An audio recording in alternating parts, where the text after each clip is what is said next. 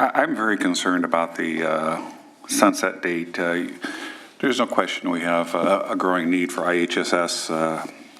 I'm a part of the silver tsunami, right? I don't foresee myself having to use IHSS, but there's a growing population that needs it. I think that this sunset sends a lot of fear to a lot of people that do an incredible job of keeping our senior citizens out of costly homes. And yes, the revenue streams may not be sufficient to come in, and this is something we can certainly look at in the next budget year, but to put this in here, I think, is sending a shockwave to the thousands of workers in the state of California that basically get paid the minimum wage, and, what kind of a message does the governor want to send to IHS workers when we have a $22 billion budget surplus this year? We should evaluate the program every year based on its merits, based on revenue coming in, based on the demand for services and the potential savings of the state to invest in IHSS. Why are we putting this in here and basically shaking the foundation for a lot of people that are struggling paycheck to paycheck to live? And why aren't we just going to address this next year in the budget year? I think why is the governor sending such a shocking message to a lot of these people that are giving up their lives to take care of people that are in desperate need of these services? I would say to your question. Apologies. I would say to your questions, really, this is part of the governor's intent to make sure we're building a structured budget.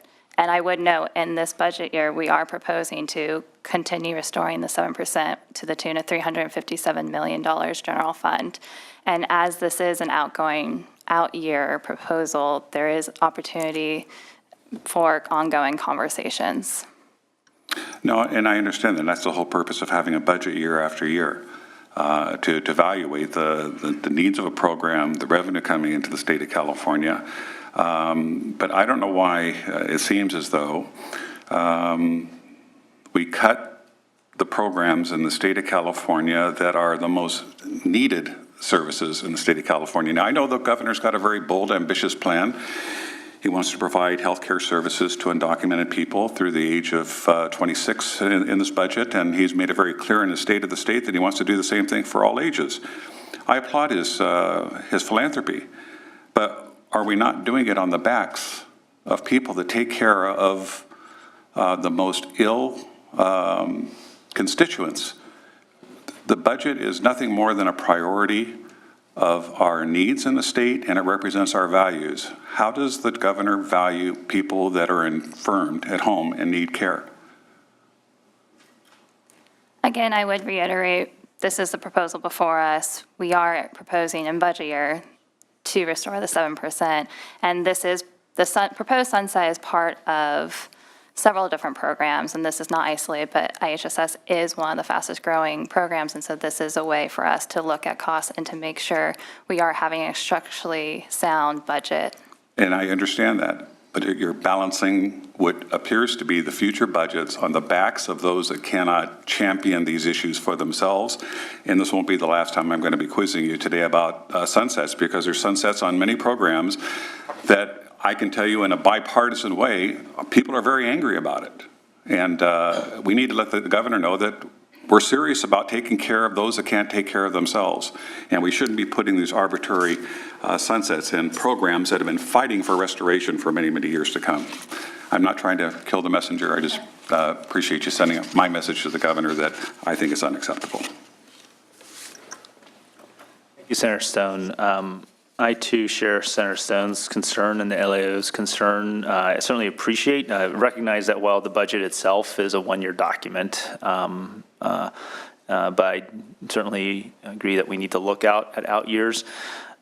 But I would also recognize that, the 7% cut came about because of the Great Recession, right? So this is a restoration of the 7%. It's not, and so really what we're talking about is we're saying that, well, we made a cut, we're going to bring it back, but then we're going to cut you again out in the future, 2 years from now, whatever the circumstance. Now, obviously, the legislature and the governor will, when that time comes, probably still have a conversation about it. But I'm not sure, I don't agree with building it into the mechanism. Clearly, in our discussions about the budget, of course, not only do we look at this year, we want to see out year impacts.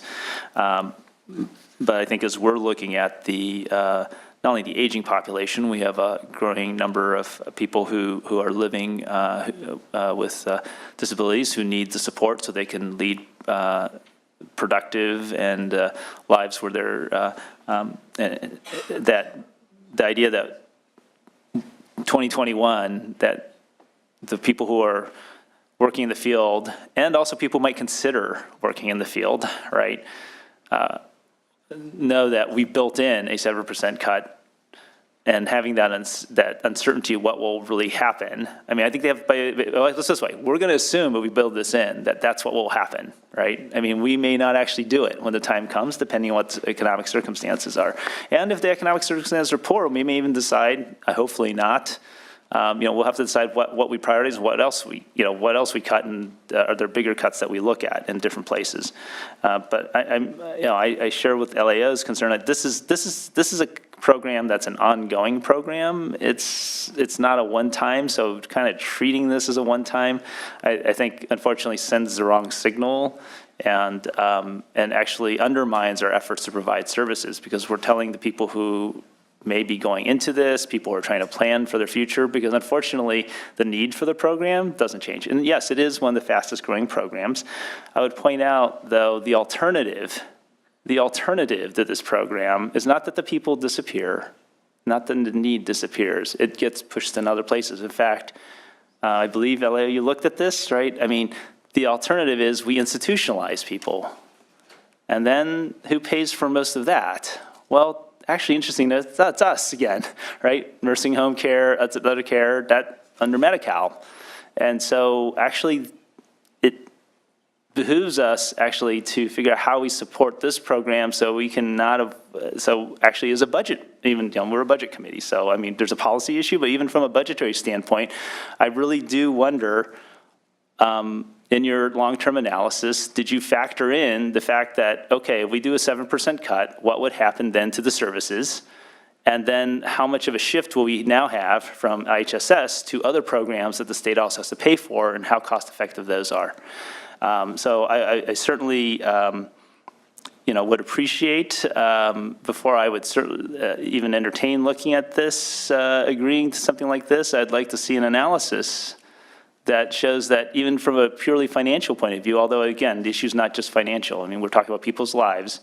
Even from a financial view, can you actually argue that this actually would work? This actually reduces our outgoing spending? My guess is that it might actually not, unless you pretend like those needs just don't, disappear. And I think that's an unwarranted assumption. So hopefully, for a lot of concerns about this in particular, and also the overall idea that we're going to put sunsets on ongoing services. I mean, let's have an honest conversation. Do we want these services or not, right? And yes, we have to figure out what the out-year costs would be. So, all right. Okay. Has it any? By the way, has any such analysis been done for this proposal, as I suggested? One of the analysis was the May revision forecast, which is not predicting a recession, but even a moderate recession could result in revenue declines of nearly. Sure, but have you looked at the shift then, the cost shift that could happen as a result of this? We are looking, this was specifically for the IHSS cost in those out years. Okay, so one of the things I'm concerned about is we're looking at these in silos. We're not recognizing that people have needs. We could make a policy choice not to meet them. Recognize. All right, and let's be honest with people then. Okay, we could say, you know what, we can't afford it, we're not going to provide it.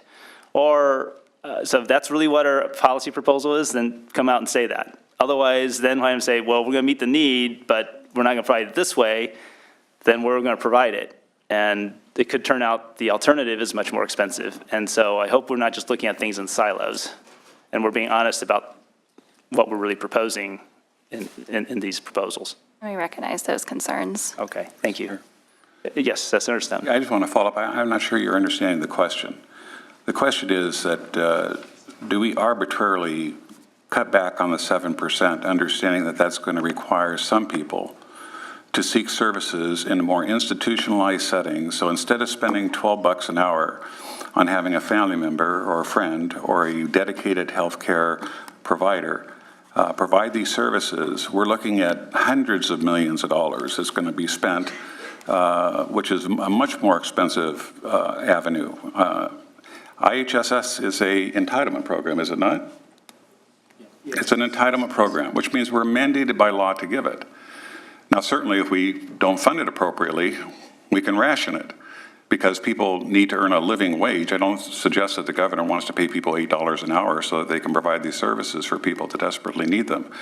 But I think the question was, has the Department of Finance done a alternative analysis to know that if we embark on not restoring the fee permanently, and that results in a loss of service to thousands of people in the state of California, what would the alternative cost of institutionalizing those be? Has the Department of Finance done that study? And if you haven't, has the LAO done that study?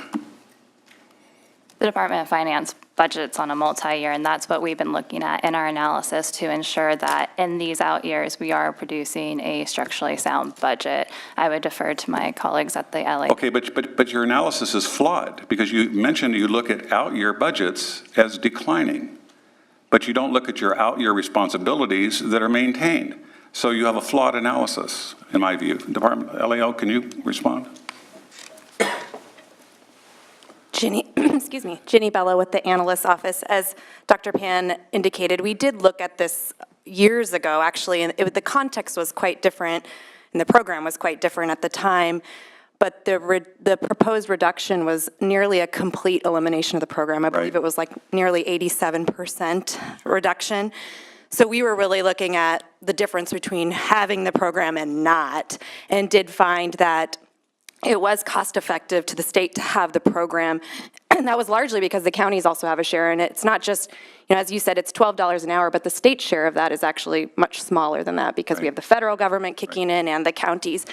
So we did look at that. We have not looked at sort of this marginal, the 7% decrease, and I think it's a bit of a trickier analysis to do because it's not an all or nothing. So assuming someone has to go into institutionalized care today, number one, what is the percentage of cost to the state of California? And collectively with the federal contribution, what would you say, and I'm not holding you to a figure, is the average cost per day that we would have to spend? Oh, per day? I'm not sure about per day. I think that, and I'm not our Medi-Cal person, but I know the feds pay roughly about 50% of a nursing home cost, and I think a nursing home cost is upwards of $60,000 to $100,000 a year total based on the needs of the client. So there's no question that IHSS is a bigger bang for the buck. And it's less money. There are other, when someone's in in-home supportive services, they may be receiving other services as well, which is also what sort of layers on top of the trickiness of this analysis is that it's not just the IHSS costs, but then they are getting other services. But I think that's a fair comment that on average, a person in IHSS versus in a nursing home is cheaper. thank you for your answers. Thank you, Mr. Chairman.